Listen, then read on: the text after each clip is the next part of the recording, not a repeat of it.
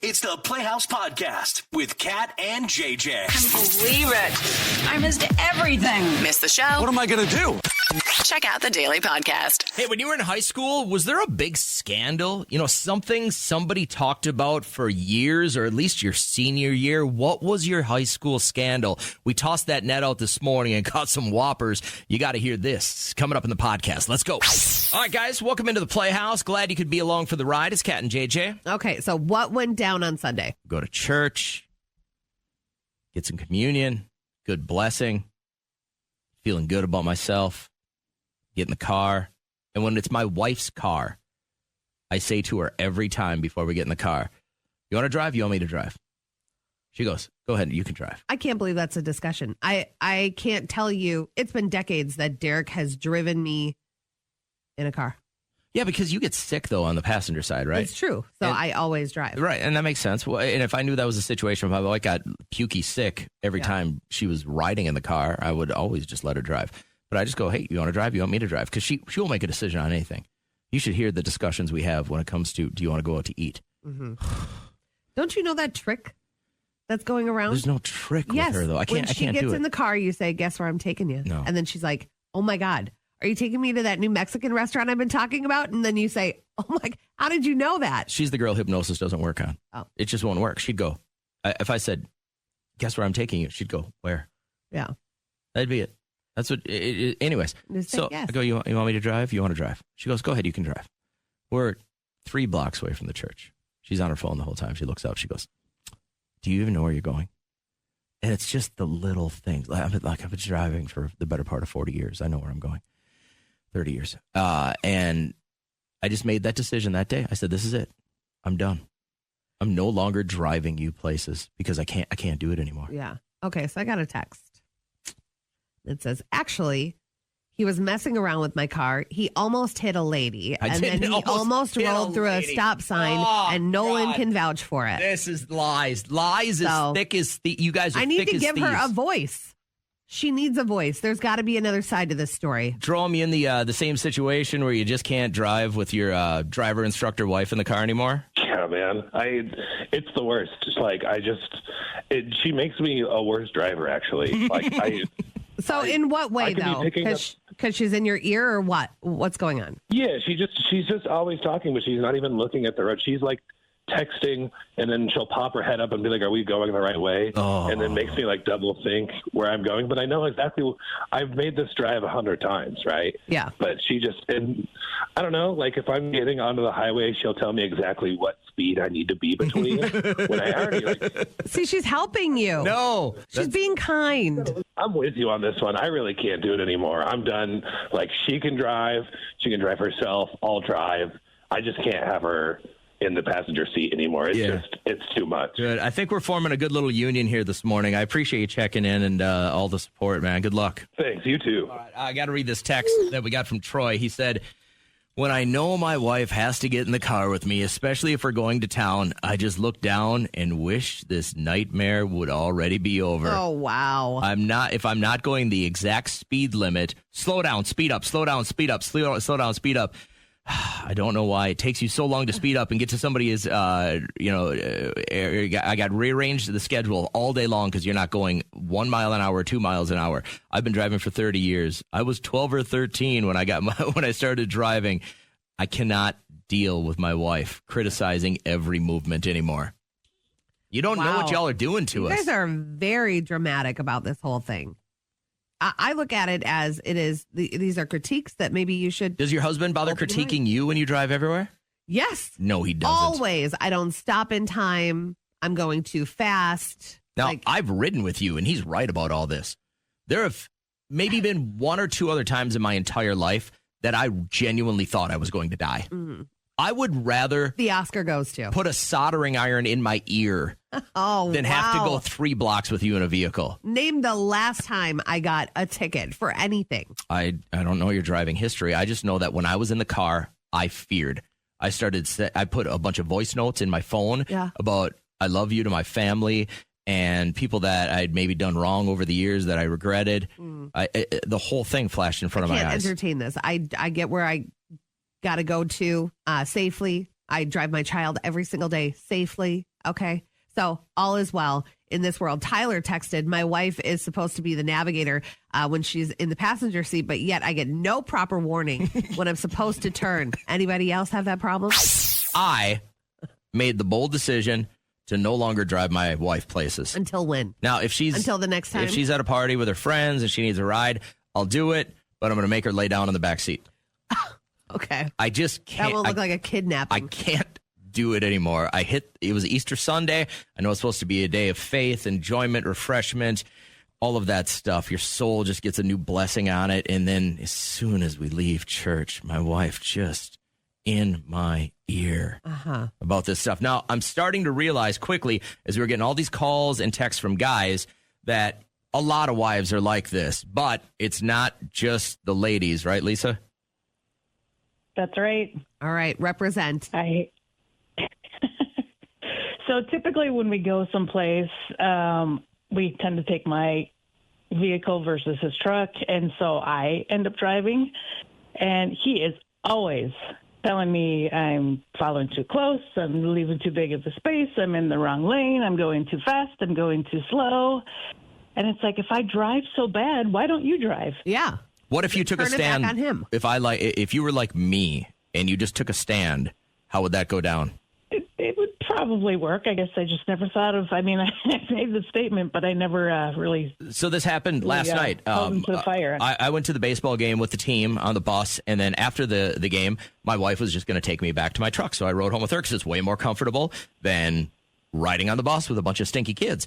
And so I rode home with her, and I'm telling you what, I'd love to be chauffeured around. I have zero problems with it. I just was not going to get in the driver's seat with her in the car anymore. Well, is that the case for you? Could you be a passenger princess for the rest of your life? You don't care if somebody drives you around? I would love that because I drive all the time for work. Yeah, so then I would just love let to him not be driving for Take work. a stand. Lisa, we're putting a union together this morning, and I'd be happy to run the union, but you've got to pay your dues, and then you got to take a stand. All right. My kids are the same way to me, though, too. They're like, I'm surprised. I can't believe you taught me how to drive.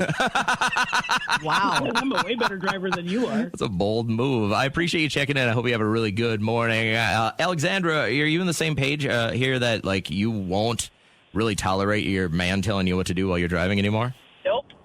What's so bad about him? Like, what does he do?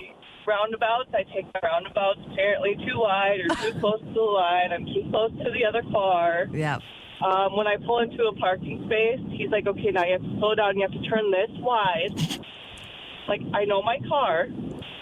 It's the same as Lisa. I drive too close. I don't brake fast enough. I get too close to the white line at the stoplights, or I get too far back. Now, same thing. What if you took a stand? Would he be willing to drive everywhere? Oh, no, he probably wouldn't go anywhere.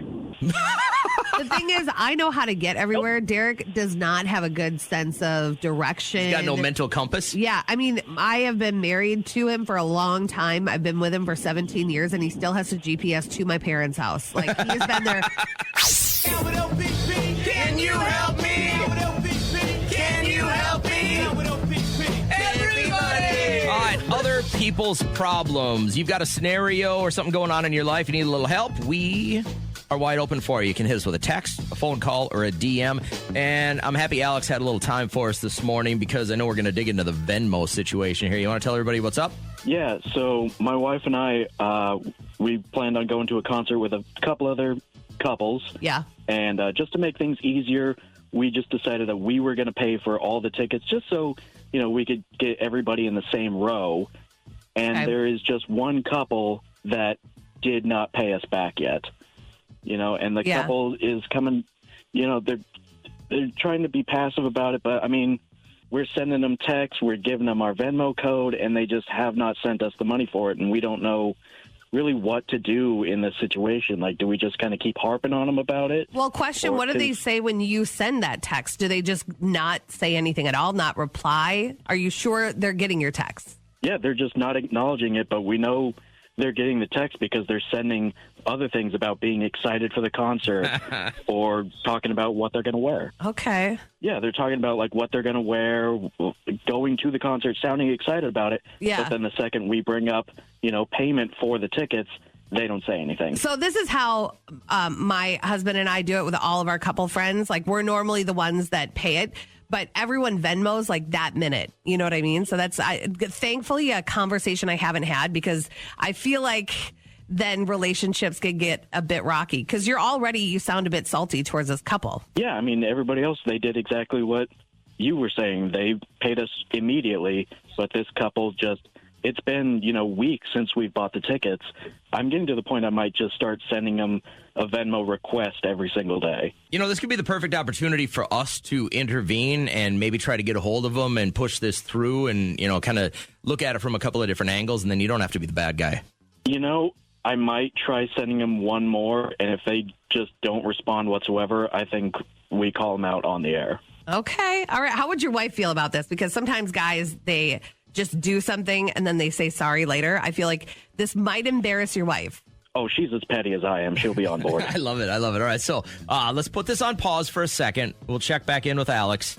But do you have a creative way of actually getting money back from the people that owe you money? Yeah. Has this ever been an issue where you had to hunt it down? What did you do? Did you have to do one of those group texts like, hey, everyone has paid but you? Marcia, you got I'm hoping you've got a good creative thing, right? How are you, by the way? Good. How are you guys doing? We're great. Well, you got a great creative way that we might be able to get Alex to get some money here? Well, I'm thinking that he just tells him, hey, if I don't have payment by this, I have another couple that are interested and are willing to pay me right away. Yes. That's okay. Good. Yeah, like, pay it or lose it. That's great. You've been through this, I bet. No, actually, I haven't. But I'm like, well, if they don't want to pay, they must not want to go. And, concert tickets aren't cheap. So Right. And I appreciate your thoughts on this. So if we have to call this person, let's go. I'm kind of hoping we do. I need to know why. Like, I need to know out of all the interactions through texting, through conversation, why you just haven't paid. Some people live the FOMO life and they can't afford it. And so maybe that might be the case. Well, then you just say, I can't afford it right now. Bills are heavy. I can't afford it. I have friends that have said that before about comedy tickets. And I'm like, good for you. Like, they have these goals. They want to pay off their house, stuff like that. And certain things can't get in the way. And I couldn't respect that more.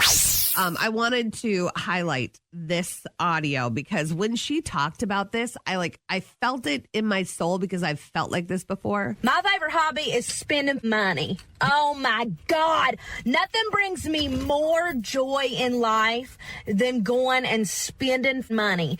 Yes. Hitting several stores, spending money at each one, going home with bags upon bags. That is so fun. So when it comes to drugs and alcohol, I don't have an addictive mind or anything like that. I can't relate, but I get it. I get that it's a real thing.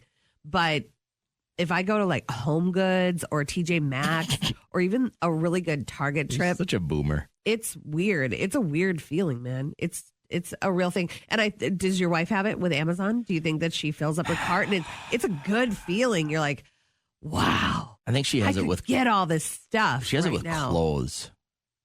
Does she? And every day a new box will arrive.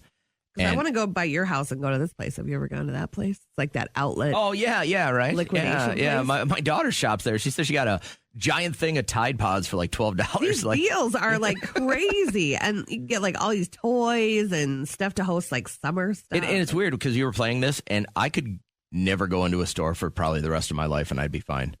Yeah, I just don't have that. My wife will send me a list of stuff I have to get, and I instantly go, "How can I get around doing this?" I've trained myself where I'm too good at going in and just getting one thing because I don't want to clutter up my house.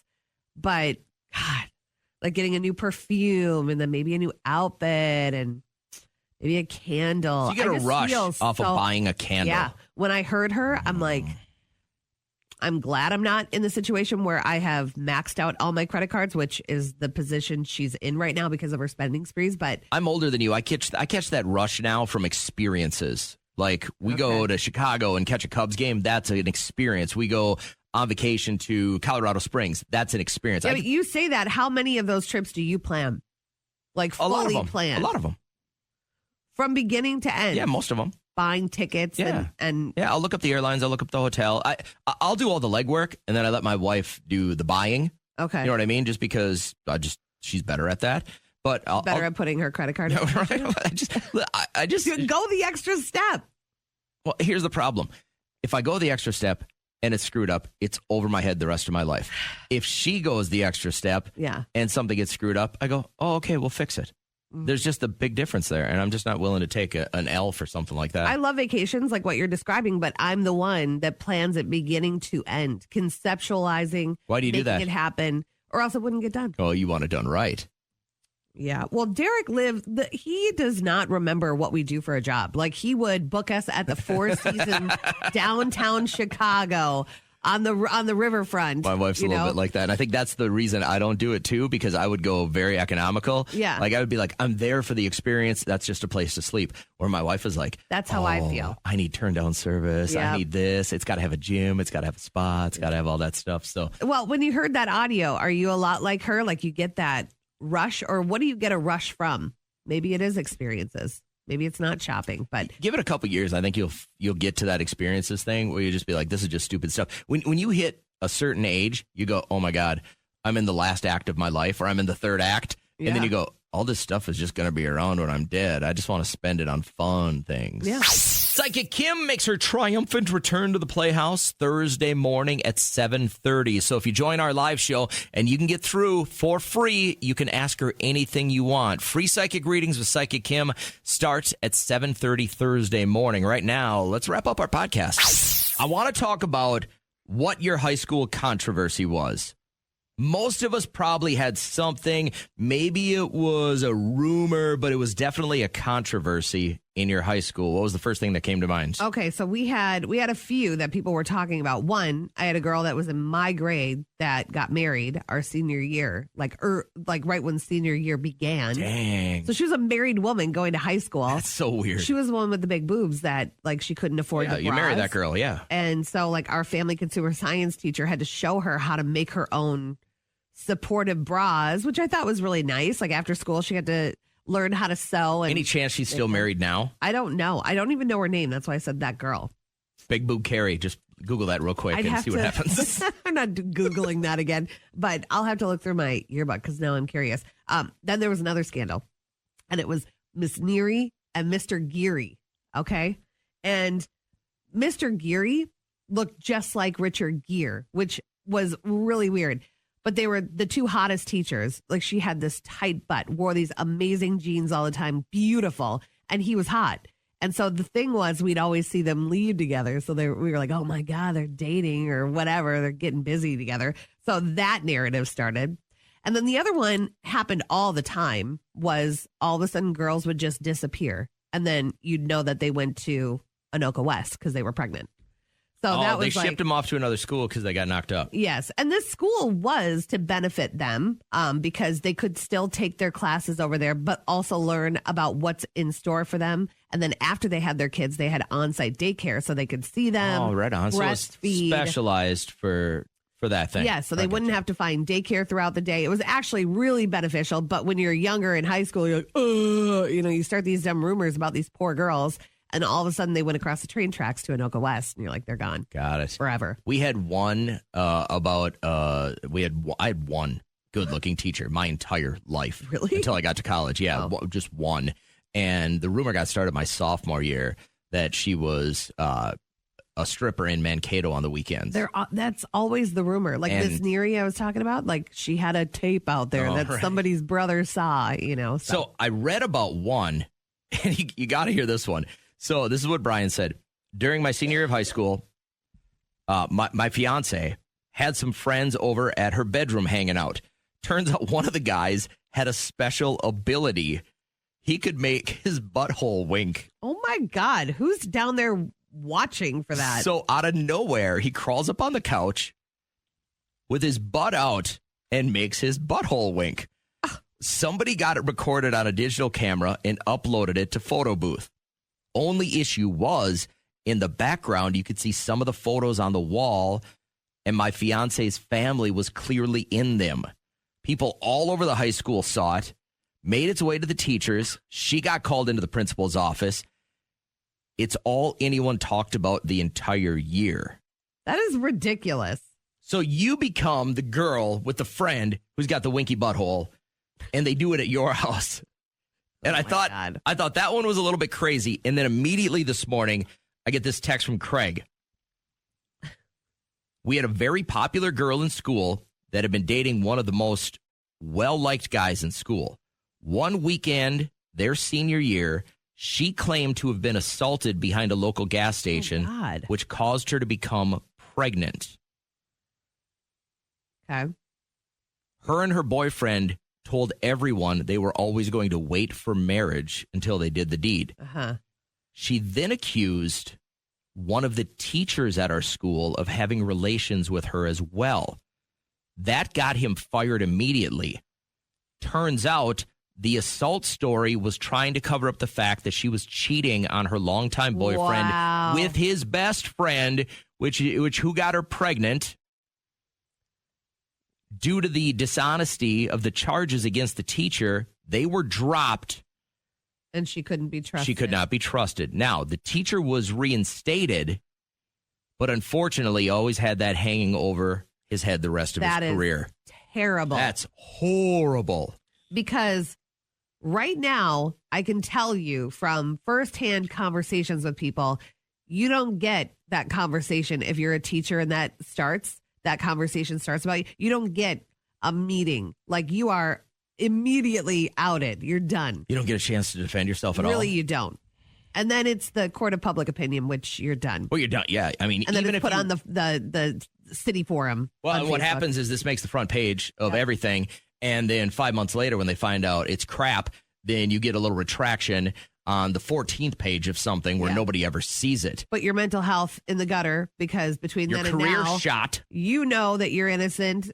You got to just be a good, kind person. Those are some heavy hitters. What do you got for us? Bingo, how fun. Last week, someone lost an eye at bingo. Bingo. Bingo, what bingo? Bingo. Bingo. Here's what we're looking for this morning. You to call us if you fit one of the following two criteria. Are you somebody listening who has had someone do something to your home? I mean, this is your home. This is what you pay for. You live and you take pride in how it looks. And if somebody comes by and maybe starts egging your house, the audio you're going to hear is a bit jarring. Just know that she wasn't being hurt. She was just held in place by this guy who grabbed an 11-year-old girl thinking she was the one that was throwing eggs at his apartment, which she was not. I wasn't doing anything. I swear to God. I swear on that velvet. Get off of her. Yeah. Dang. So he was trying to take pictures of her to show the apartment manager that this is the girl that was doing it. But that's the only proof that he was trying to get. But she's like, it wasn't me. It was other people. I wasn't doing it. But remember when Justin Bieber and his friends threw eggs at that house, but it was Venetian plaster and it totally ruined it? Like they had to redo all of it. Thousands of dollars in damage. So, sometimes it's a joke cannot be funny very quickly. So you're basically on the hunt for anyone listening who's had their home vandalized? Yeah. And I'm looking for anyone listening who is kind of bucking the trend when it comes to your job. Like, Grandpa had a job, Dad had a job. You were supposed to go into that career, and you said, no, I'm going to go the other way, right? Okay. I think this happens so often with farmers, right? You've had this family farm for 4 generations, and you're like, no, I'm going to be an engineer. I'm moving to the big city. Yeah, something like that. Candace is first through. Good morning. How are you? Good morning. I'm well, thanks. How are you guys? Great. Which one do you fit, Candace? My home was vandalized by one of my own 5 children. Oh my God! Oh. And how did you bust them? Did you have like a Ring doorbell cam? Somebody narked? It's actually a great story. So one of the kids took a spray can of orange paint and left a nice orange spot. Okay. So I thought, you know what? They're all different ages, different heights. So I lined them all up and had them hold the can as if they were going to spray it. And I did a tape measure to see the height of each person's spray. Yeah. And I caught it was the youngest one. Oh. And how old is the youngest one? He was 7 when it happened. Oh, wow. So he knew better, but none of the other ones told on him? Like they had to have known. No, they didn't. That band of family, like kids will stick together to make sure not one of them gets in trouble. And what was the explanation? Because you got to say, why did you do this? What do they say to that? I don't know. He found it and he wanted to see if it worked. Got it. And instead of spraying it on one of our 20 trees in our yard, he decided to do it right. Or a piece of cardboard. Through the house. I vandalized my mom's minivan once. It was a brand new minivan. and I had just learned how to write my name in cursive. And I took a key and I wrote it all over the car. My name. You keyed your name into her brand new vehicle? Yeah. You got to have her tell the story. I mean, God. She still feels it. It's like telling the story this many years later. How long did that stay on there? Did she get it repainted? I don't know. I don't ask because I don't want her to tell the story again because she feels so awful. See how bad it could have been, Candace? I mean, you got away easy. Kat, I would be honored if you did your signature on my vehicle. Oh, my God. Bring it by. I have a lot of sharp things around me. What kind of a janky ride do you have that you want her to carve her name into the side of your ride? I was going to say, as soon as I purchase a new vehicle, I'll stop by, Kat. Last thing you want to do. Carve it right in. You got it, girl. Thanks, Candace. I hope you have a great morning. Perfect. What I love about doing this show is that people just check in randomly with great things that are happening in our lives. So, hey, New York, can you Tell me something good. April 10th at 9:30, it's official. My son and his wife delivered their first child, a little girl. Yeah. 7 pounds, 14 ounces. My first grandchild, her name is Marcelina Esmeralda. Oh, what a mouthful. Cow. Where are you ever going to find one of those vanity license plates at the airport for her? That sounds beautiful. No, what I'm doing is May 3rd, I'm going to get my youth's, the grandkids' footprints tattooed on my forearm. Right on. That is super cool, man. Well, hey, congratulations, Grandpa. Yeah, I'll send you guys pictures and I'll keep you updated. No, right? you don't have to do that, but just congratulations. All right, love you guys. Talk to you I'm later. just joking, man. Bring the pictures. Have a great morning. What are you a fanatic about? Now, a lot of us are sports fanatics, right? Like you got all your Vikings gear, you got all your Packers gear, whatever. Maybe you're a big Twins fanatic, but I'm talking about weird things you're fanatical about. Like for you, it would be Real Housewives of every place on the planet. I want to go to BravoCon so badly. I want to take the time off and I want to do this for myself. Where do they do that? It could be anywhere. New York. It's in LA. It could be in Vegas. So all of these weirdos. They're called Bravo celebrities. And they ascend upon these areas, and you never know who you're going to run into because they all love going out and they all love being pictured and ask for autographs. So I would run into Who would be the pinnacle, the top dog for you to run into? Probably Sonia from Real Housewives of New York. Who else? And what does she do? Teresa. I don't agree with her life choices, but probably Teresa. What does Sonia do? Nothing. Okay. That's the best part. So you want to talk to people who have been on TV for doing nothing? Yes. She's wild, but fun. Now you know what I'm looking for here. Yes. All right. Call us immediately. What are you a fanatic about that most of us would probably look at you a little cockeyed for? We tilt our head and go, We probably wouldn't tell you you're crazy. But you're a super fanatic about what? You're a fanatic about Dr. Phil? Their dogs, where they got their dogs from that breeder. Yeah, Dr. Phil, ask me about any case. I come into the studio after our show is done, and that's Kat's got it at the loudest the TV can go in here. And he's like, I'll tell you what about this. And what was he talking a about? Pancake. It's How about flat that on both kid, sides. that kid that was just so mean to his mom and said he was for sure bipolar, not diagnosed. And he was autistic, but I mean that was a complicated case. But you couldn't even leave, so don't even. You were standing there, and you were like, your mouth was open. A little fascinating because I was like, where do they find these knuckleheads? Yeah. They're all a pretty choice slice of society. So my question to you, Marcus, since you're first through, is you are a super fanatic about...